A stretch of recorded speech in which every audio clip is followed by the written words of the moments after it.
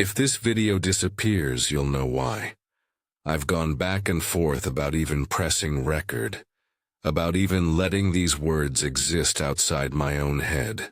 But here I am, against better judgment, speaking them into the storm of the internet, because once you know something, once you've seen it with your own eyes, silence becomes its own kind of prison. I've always been fascinated by what we call lost media. Shows that aired once and vanished. Games pulled from shelves overnight. Apps that appear, then get erased from every store, every archive, every conversation, as if they were never real. Most of the time it's nostalgia, the half-remembered cartoon theme song, the beta version of a game we think we played as kids. People shrug, smile, and move on, but not me. I dig deeper, and in the process I found something I shouldn't have. I'm talking about apps, programs you could once download if you knew where to look. Apps that existed for a moment, then were deliberately buried, stripped from servers and scrubbed from memory. Apps that don't just vanish, they drag people with them. I shouldn't be sharing this. Honestly, I shouldn't even know it. But once you open the wrong folder, once you see the traces left behind, you can't unsee them. That's what happened to me. That's why I can't stay quiet. Because some of these apps don't just die. They leave shadows. Let me explain. Most lost apps are harmless little nostalgia relics. I used to laugh scrolling through old forums, watching people hunt down screenshots of some weird Tamagotchi knockoff, or an early social app that no one remembers using. Safe, innocent curiosities. But then there are the others. The ones that come back in fragments, bits of corrupted code on an old phone, mentions in places they shouldn't be, server logs, archived pages with no official record. And the most disturbing part? No one talks about them directly. It's always whispers, always warnings disguised as jokes, always just enough detail to pull you in, and then silence. I started noticing patterns, posts deleted seconds after they went up, accounts disappearing, conversations cut short. At first I thought it was paranoia. But then one night, while testing an old APK on a spare phone, the screen glitched. And I swear, I heard something. A sound that wasn't part of the program. A voice faint behind the static. That was the first time I thought, maybe these aren't just stories, maybe they're warnings. I can't name every app I've stumbled across. Not yet.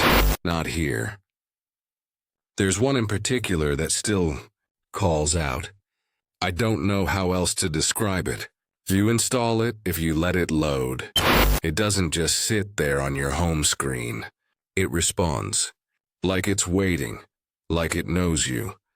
And the deeper I dig, the more I realize people don't just delete these apps. They vanish, so why am I telling you this? Because secrets only survive if no one speaks them aloud.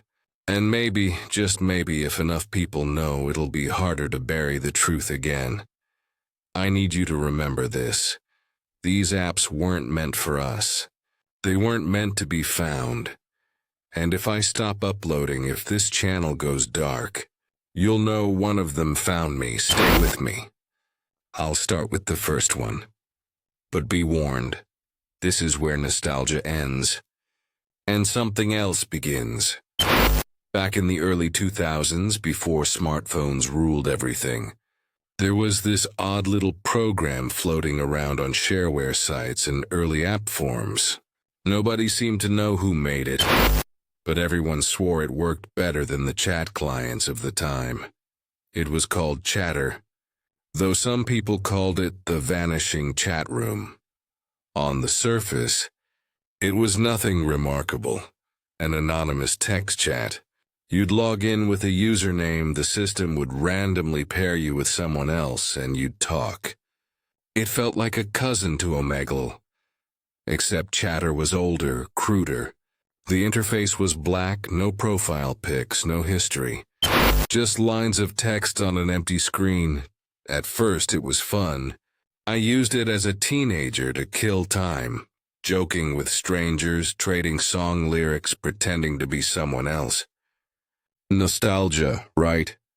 The thrill of anonymity. But even then, people whispered about it. Rumors that sometimes you'd match with users who weren't exactly... I brushed it off as an urban legend. Creepypasta before creepypasta. But one night curiosity got the better of me. I downloaded an old copy I'd found buried on a forum archive, installed it on a beater laptop, and logged in. The first thing that struck me was the silence. No notifications, no cheerful, "you're connected." Just my screen flickering before text appeared. User 1998, Amber. I don't have long. Do you remember me? I froze. The name? Amber. I did know an Amber. We'd gone to middle school together. She died in a car accident in 1998. My stomach dropped.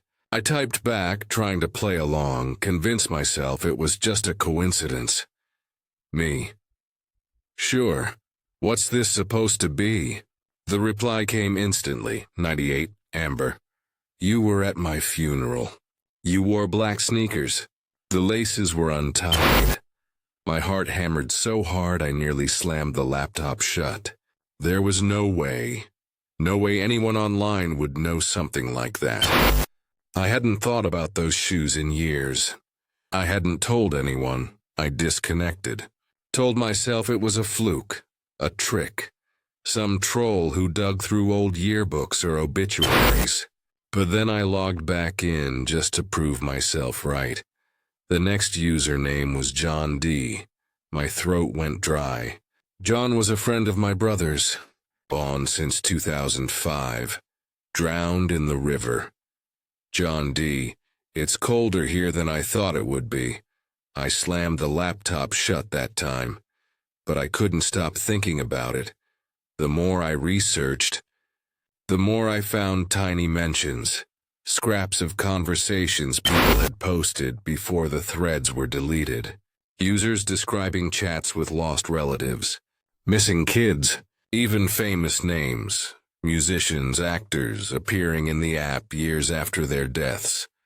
And always the same pattern. Someone tries it. They connect with a stranger. That stranger knows something impossible. And then the user stops posting altogether. Like the app didn't just give you a glimpse of the other side. It started pulling you in. I told myself I wouldn't log in again. That it was just a relic. Corrupted, maybe seeded with malware that scraped personal data. But late one night, I gave in. Just one more chat, I thought. Just to prove it wasn't what it seemed. The screen lit up. User unknown, you shouldn't have come back. My chest tightened. I typed, handshaking, "Mide, who are you?" The cursor blinked. Then slowly, letter by letter, words appeared. Unknown. I'm the one who watches when they can't, and I've been waiting for you. The screen flickered. For a moment I saw my own reflection in the laptop, distorted, as if something else were standing just behind me. I wanted to pull the plug. I wanted to throw the machine out the window. But my fingers wouldn't move. The last line appeared, and this one I can't shake, unknown. You're next. The connection dropped, and I swear I heard typing coming from somewhere else in the room. Most people remember the early flood of utility apps, flashlight hacks, compass imitators, fake lie detectors, junk that cluttered your phone until you got tired of the novelty. Midnight Scanner pretended to be one of those. At first glance, it looked like nothing more than a retro police radio emulator. You'd download it, press a button, and it would spit out bursts of static and random chatter, like a cheap soundboard meant to trick your friends. But that's not what it was. The app had one rule buried in its code. It only worked at night. If you tried to open it during the day, it gave you nothing but fuzz. But after midnight, the static shifted, becoming more precise. People on forums swore by it. They said you could pick up real signals.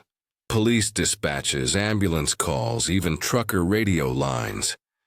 But then the reports turned darker. I'll never forget reading a post from a guy who claimed he heard his own mother's voice calling his name.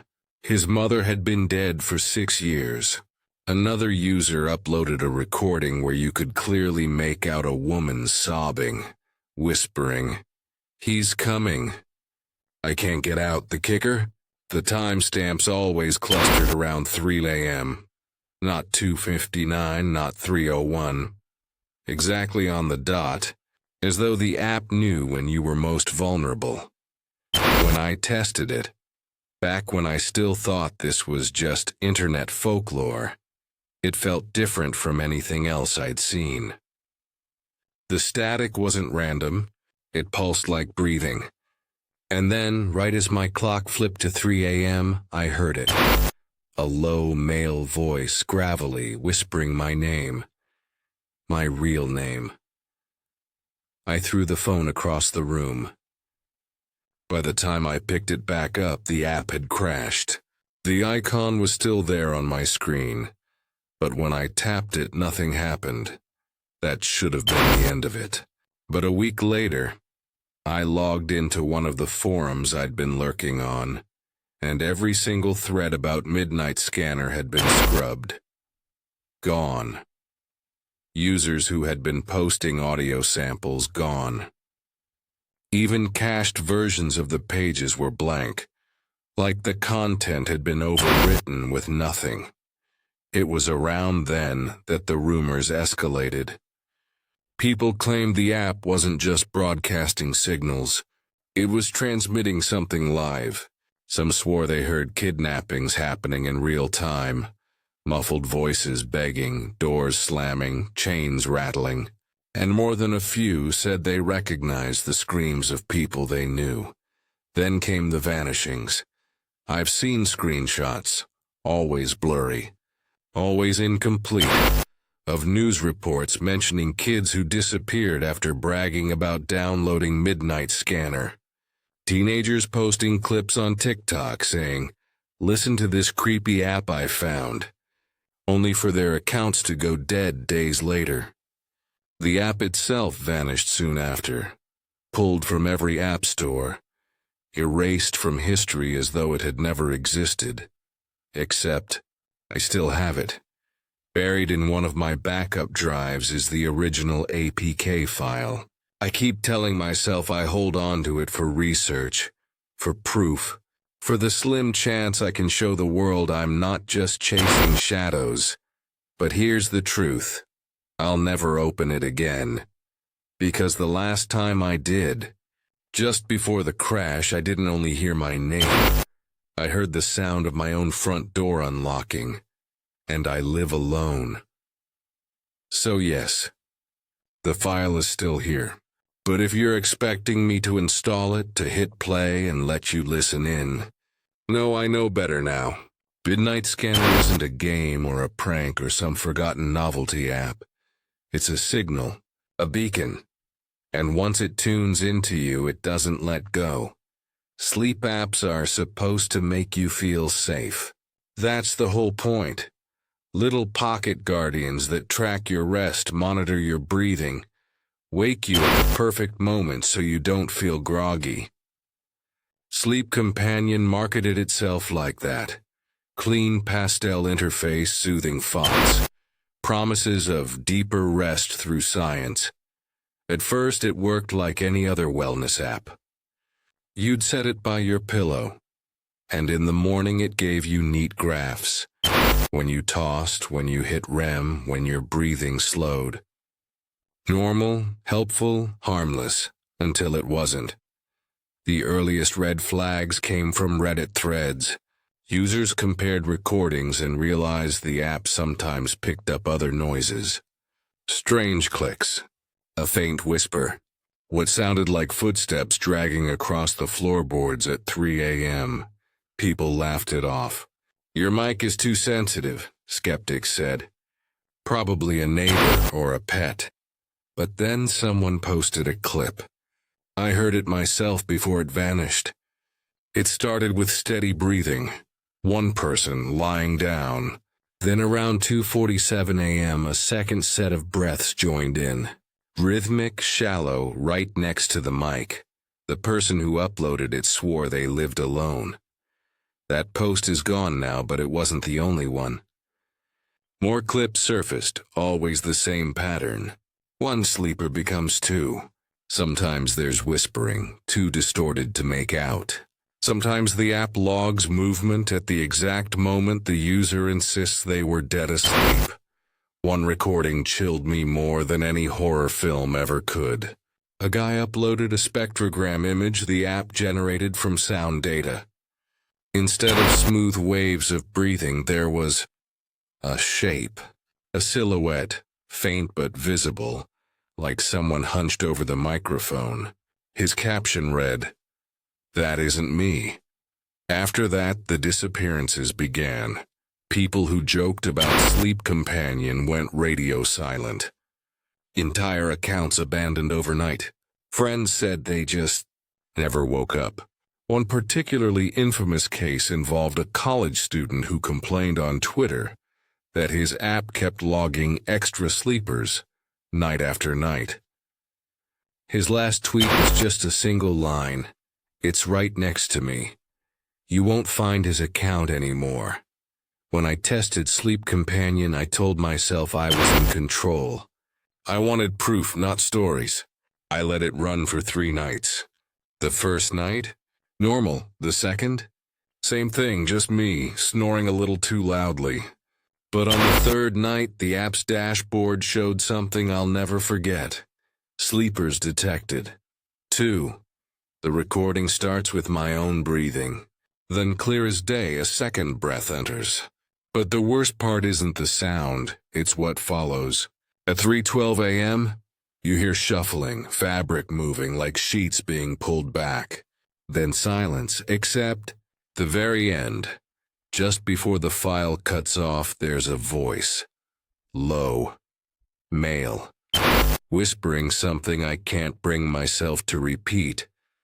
I still have those recordings. I keep them locked in a folder I'll never share. Not here, not anywhere. 'Cause playing them feels like inviting it back. And I don't know if I could survive another night like that. Sleep Companion was pulled from app stores years ago. Officially, it was for privacy concerns. Unofficially. Too many unexplained vanishings. Too many users reporting they weren't the only ones in their bed. Here's the thing about wellness apps. They're supposed to help you rest easier, to keep you safe while you're at your most vulnerable. Sleep Companion did the opposite. It taught you that sometimes you're not alone when you close your eyes. It's always the simple ones that hit hardest. No flashy marketing, no features list, no cheerful promises of productivity or self-care. Just an icon. A blood-red square, no text, no shading, nothing to distinguish it from a glitch. That's how the red icon showed up. People swore they never downloaded it. One night, their phone would be normal. The next, the icon sat there, pulsing faintly like it was breathing. I need to say this before I go further. Don't try to look it up. I know some of you are curious, some of you already typing into Google or Reddit. Don't. The red icon isn't a story you want bleeding into your search history. Some things don't just follow clicks. They follow attention. When users tapped it, their screens filled with static. Then as the pixels twisted and warped, shapes began to form. At first it looked like artifacts, compression glitches. But then, the faces emerged. Mouths wide open in silent screams. Eyes too close to the camera, staring right at you. The kind of faces that feel wrong. Not because of what they're doing, but because you know, deep down, you're not supposed to be seeing them. The app always ended the same way. A shriek of distortion like a modem tearing itself apart, then the phone crashed. Hard reset. Some devices never turned back on. Others rebooted with corrupted files. Half the photos replaced by black squares or blurred faces that weren't there before. And here's the kicker. The ones who thought they were clever enough to screenshot it. They paid the highest price. There are archived posts, though most were scrubbed, that describe phones refusing to delete the screenshots, no matter how many times they tried. Storage filling with duplicates, and then, worse, one user claimed the faces began appearing in his gallery before he opened the app. Photos of him at his desk, his car, his kitchen. Angles that made no sense, like someone else had been holding the camera. He said he started hearing things too. Glitches in the audio whenever he played music. Whispers buried under songs. Low moans threaded through podcasts. He posted a final update. Just one line. They're closer tonight. He never posted again. People brushed it off as viral creepypasta until the accidents piled up. A girl in Ohio, obsessed with proving the red icon real, was found at the bottom of her apartment stairs. Phone shattered, screen frozen on the Crimson Square. Another case, a man who screenshotted the app repeatedly, died in what police called a single vehicle accident. Friends said his car radio had been making inhuman noises hours before the crash. It's almost laughable how little it takes to unravel us. Clean smartphone interface, we trust it. We handed our secrets, our faces, our voices. So when that blank red square appears, it feels like a violation. Like something has breached the walls of your digital life. I'll admit it. The red icon appeared on my phone once. It was years ago, late at night. I was scrolling, half asleep when I noticed it. No app update, no notification. Just there, sitting between Spotify and Notes. For a long time, I just stared at it, convincing myself it was nothing. That I'd installed something stupid and forgotten. But the longer I looked, the more I swore it shifted. As though the red wasn't flat. It was depth, like a tunnel pulling me in. I never opened it. I forced the phone off, factory reset it, threw the SIM in the trash. But even now, sometimes when my screen glitches for half a second, I think I see it. Just a flicker of red. Waiting.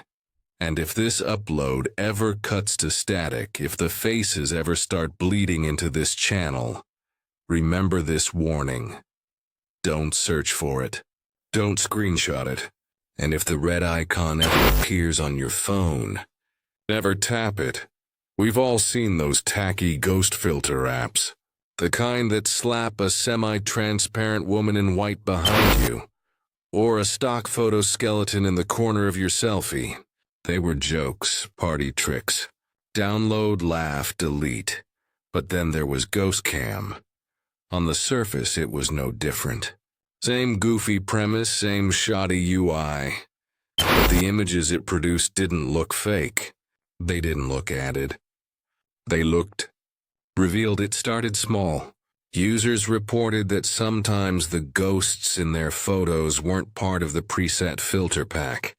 No duplicate assets, no matching any of the stock overlays. Instead, there were strangers. A boy with his mouth sewn shut standing in the background of a birthday photo. A woman with her head bent completely backward, her eyes cloudy. Just behind a group of friends on a couch. Details too sharp, too specific. And then people started swearing they'd seen them again. Not in their photos. In their houses. A friend of mine, Marcus, was the one who pulled me into it. He messaged me late one night, almost frantic. Check your photos, please. I can't be the only one. I thought he was joking. I laughed it off, but he sent me one. A picture of his living room. Normal, at first glance. But in the far corner, right by the lamp, there was a figure. Tall, thin, skin pale like wet paper. It didn't look pasted on, it cast a shadow. I asked him if he'd staged it. He just replied, "I can hear it now. In the hole. Please tell me you see it too." I told him to delete the app, factory reset his phone. He didn't answer. 3 days later, his apartment door was found wide open. His phone was on the table, battery dead, screen shattered. He was gone, and the photos, they didn't stop. His cloud backups kept syncing. New images taken from angles no one should have been holding a camera. One showed Marcus asleep. Another, Marcus looking over his shoulder in terror. The last, just a blur like something rushing the lens. That was it. No more updates. He was never seen again. The thing about Ghost Cam is that it didn't need to be malicious.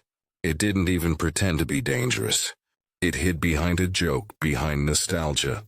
You download it expecting cheap scares, and instead you get something worse. Proof. Proof that maybe the ghosts aren't in the app. Maybe they're in your house. People online begged for explanations. Was it a sick ARG? A virus pulling images from God knows where? But the developers were ghosts themselves. No studio records, no trademarks, nothing. Just an app that appeared on stores, spread like wildfire, and vanished without warning. But here's the part that keeps me awake. Ghost Cam isn't the only one. There were dozens of copycats after it disappeared. Some innocent, some maybe not. And who can tell the difference? How many people laughed off the fake filters, only to find someone new standing in their photos later? I've said too much already, but I'll leave you with this. If you've ever used one of those old ghost photo apps, don't laugh. Don't dismiss it. Go back. Check your gallery carefully. Look at the backgrounds, the reflections, the shadows near your feet, because once they're captured, they don't always stay in the picture. You ever hear whispers of places online that don't officially exist? Not the dark web. That's child's play compared to what I'm talking about. I mean something deeper. Hidden servers. Invite-only repositories. Places where files are passed around like contraband. Where the currency isn't money but secrets. That's where the forbidden archive lives. I shouldn't even be admitting I know about it, but you deserve to understand just how far this rabbit hole goes. It isn't just random cursed apps or weird paranormal downloads floating in obscurity. There's an entire underground community devoted to hoarding them. Collectors, hackers, lunatics, maybe even people who built the things in the first place. When you're invited in, you don't get a username and password. You get coordinates, a time, sometimes a string of characters that looks like gibberish until it's typed into the right hidden terminal. Then suddenly a door opens. And behind that door is everything people tried to erase. Not all of it is supernatural. Some are government prototypes. Apps meant to track you, test your responses, condition you. I saw one that logged your heartbeat and claimed to predict panic attacks. But when I asked one of the archivists about it, he smirked and said, "Not panic attacks, panic triggers." Others are half-finished AIs, chatbots that don't just respond but remember. They hold grudges. One supposedly knew too much about its testers, began threatening them, and was quietly deleted from every record. Yet there it was, sitting in the archive, waiting for someone else foolish enough to talk to it. And then there are the ones that feel older, like Ghost Cam, like the red icon. Programs no developer would ever admit to coding. Apps that behave more like rituals than software. They blur the line between technology and folklore, science and seance. I only got in once. A single night. I shouldn't have been there. But my obsession with lost apps made me reckless. I thought I could just peek. Download nothing, interact with no one. Just look, but even looking leaves a mark. The archivists watch you. They don't speak much, but sometimes a file will appear in your directory that you didn't request. Like they're testing you. I remember staring at one titled Open Only at Midnight. I deleted it immediately, but to this day I swear I still see the file name pop up when I search my hard drive. There's one app though, the one that keeps me awake, the one I swore I'd never speak of. The archivists told me that if I even mentioned it outside their walls, I'd regret it. But I can feel it pressing against the back of my skull now, begging me to tell you, because once you know it exists, starts paying attention to you. I shouldn't say its name. I won't, not yet. But I will tell you this, everything before it, the chat rooms, the scanners, the ghosts, those were just preludes, training wheels. The Forbidden Archive holds more than deleted apps. It holds things that shouldn't be possible, things that shouldn't work. And there's one app inside that archive that isn't lost. It's waiting, and if this video disappears before you finish it, you'll know I finally said too much. I've tried. God, I've tried not to talk about this one. The archivists told me that even naming it is dangerous. They said, if you speak its title aloud, it will find you. So I'll call it what they called it in the archive. Redacted. That's not a placeholder. That's the only way it's ever referred to. A black bar across a page. A blank entry in a database. A silence in a voice recording where its name should be. It isn't just disturbing like GhostCam. It isn't just dangerous like the red icon. This one doesn't stay confined to your phone. It leaks. When I installed it, and yes, I was that stupid, the download didn't even show up as an app. Just a blank square on the home screen, no title, no details. Tapping it didn't launch a program, it shifted something. The first time it was small. My living room clock skipped ahead 5 minutes. I thought it was a glitch. The second time I looked in the mirror and my reflection didn't move with me. Just stood there watching. The third time, people started changing. I had a neighbor, Mrs. Clarkson, who always walked her dog past my apartment around 6 p.m. One night, she was there, yellow raincoat, muttering to the terrier like always. The next night, it wasn't her. It looked like her. Same coat, same dog. But the face blurred, like a low-resolution photo, smeared and wrong. And when I asked another neighbor about her, they just frowned. Who? That's when I realized Redacted wasn't just altering my perception. It was editing reality itself. I kept notes, timestamps, screenshots, anything I could grab before it vanished. But the files never stayed. I'd save a screenshot only to open it and find static. I'd write a sentence in my notebook, then look back and see the words rearranged. You shouldn't be writing this. The worst part wasn't the changes outside. It was the changes in me. I'd wake up with conversations in my head, arguments with people who weren't there anymore. Once I found a half-written email on my laptop addressed to someone named Daniel, begging him to please come back. I don't know who Daniel is, no one I've ever met, and yet when I read those words, my chest ached like I'd lost a brother. The app isn't a program. It's a doorway. Each time you interact with it, you give it permission to adjust one more thread of the world. At first, I thought I could control it. Delete it, reboot my phone, factory reset. But it doesn't live in hardware or software. It lives in continuity. I didn't delete Redacted. Redacted deleted me.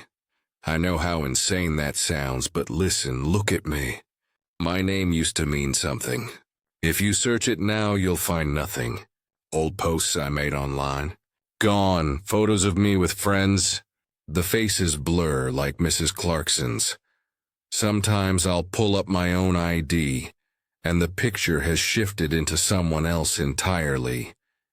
Even this, me telling you this story, I can't promise it'll last. The archivists warned me. When you speak of redacted, you become part of its archive. And maybe that's the final twist. Maybe I'm the lost media now. A person erased from every version of reality, but this fragile one. Whispering into a microphone. Hoping you'll hear me before this recording vanishes too. If you see a blank icon appear on your phone, don't touch it. Don't even look at it for too long. Pretend it isn't there, because once it notices you, it doesn't stop. It doesn't just rewrite your world, it rewrites you. So if this video disappears tomorrow, if my channel suddenly empties into static and my name turns into a black bar across the screen, you'll know why, and maybe, just maybe, you'll remember that I tried to warn you. If this video disappears tomorrow, you'll know it wasn't because of copyright strikes or YouTube glitches. It won't be some algorithm error, or me deciding to take it down. No, if it vanishes, it'll be because someone or something decided you weren't supposed to hear this. I want you to sit with that for a second, because people like to believe everything has a rational explanation. Apps get delisted, servers shut down, developers quit. We wrap these vanishings in words like obsolete or deprecated, and we move on, comfortable in the lie that technology fades like everything else. But some things don't vanish naturally. Some things are erased, and the question you should be asking isn't why did it go missing? It's who wanted it gone. The apps I've told you about tonight, they weren't just programs. They were rituals hidden in code. Invitations disguised as downloads. Sometimes I wonder if the developers even knew what they were building, or if they were just tools in something larger, something that uses our obsession with screens as a doorway. Do you think it's a coincidence? That the scariest things I've uncovered always hide behind interfaces we trust? A chat room, a scanner, a sleep monitor. They wear the faces of convenience, of nostalgia, of harmless fun. And when we let our guard down, that's when they slip through. I used to chase these things out of curiosity. I thought if I collected enough stories, enough files, I could piece together the truth. But truth isn't what waits at the end of this road. What waits is hunger, and I can feel it now, watching me, measuring how much I've already said. So listen carefully. If this is the last time you hear my voice, promise me something. Don't go looking. Don't scour forums for APKs. Don't scroll archives at 2 in the morning hoping to stumble across what I've described. Don't be me. Because if you look long enough, it will start looking back. I can't stop you, I know that. Curiosity is a curse we all carry. But I can warn you. And maybe, just maybe, one of you will be smart enough to turn away. The apps that vanish don't vanish by accident. They vanish because someone decided they were too dangerous to stay. They vanish because they were never meant to be found. And if one ever finds its way onto your phone, if a blank icon or a ghost filter or a strange scanner shows up without explanation, delete it. Burn the device if you have to. Don't ask questions. Don't experiment. Don't invite it in. Because the line between harmless curiosity and irreversible loss is thinner than you think. And if you ever see the red icon appear on your phone, don't tap it.